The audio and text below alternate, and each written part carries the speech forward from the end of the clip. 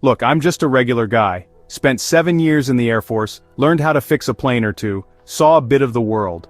But there's one thing they drill into your head from day one: the oath you take to defend the Constitution. It's not just words, it's a promise. And it's a promise I never imagined I'd have to worry about keeping here at home. I took an oath to defend the Constitution of the United States against all enemies, foreign and domestic. I never imagined I'd see the day when we'd need to remind each other that this includes defending it from those within our own government. But here we are. Because the uncomfortable truth is, democracies are fragile things. They don't crumble overnight. They erode slowly, like a coastline battered by waves.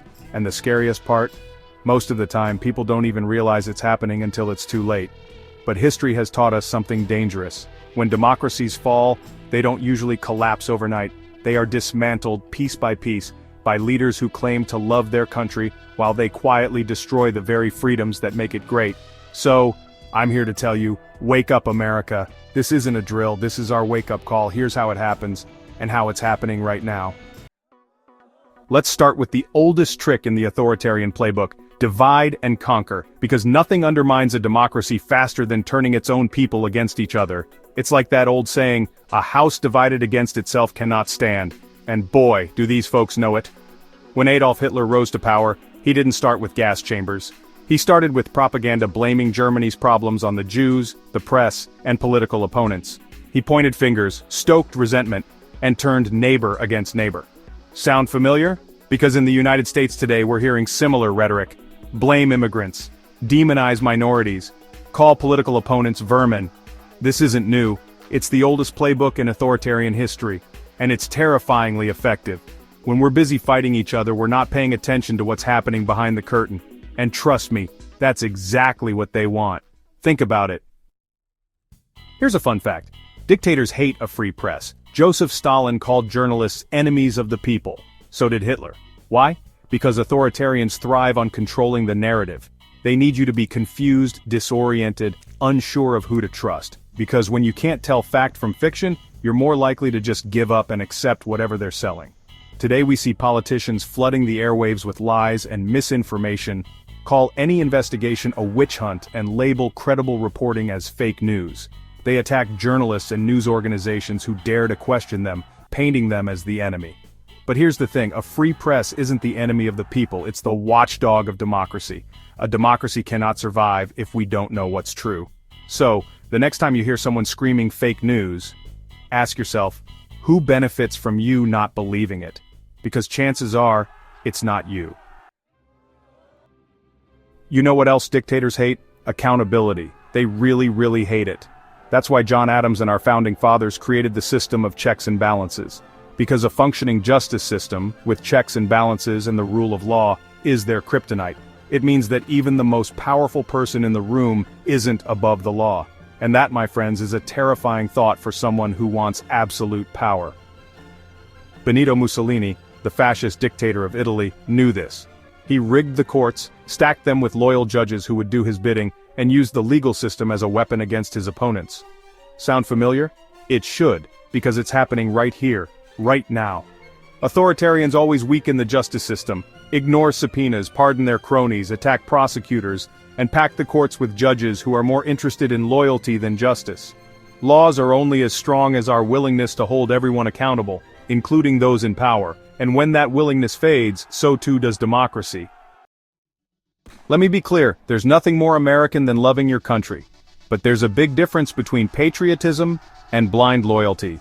True patriotism is about defending the ideals of our nation, the very principles enshrined in the Constitution. It's about holding our leaders accountable, demanding better, and striving to create a more perfect union. Dictators love the flag, but only as a weapon. Hitler, Mussolini, Putin, all of them wrapped themselves in patriotism while crushing dissent. They silenced their critics, branded them as unpatriotic, and used the symbols of national pride to shield themselves from criticism. And you know what? It worked. In America, we swear allegiance to the Constitution, not to a president, not to a political party. True patriotism isn't about blindly following one person or party. It's about defending the very framework of our democracy. It's about remembering that dissent isn't unpatriotic. It's our duty.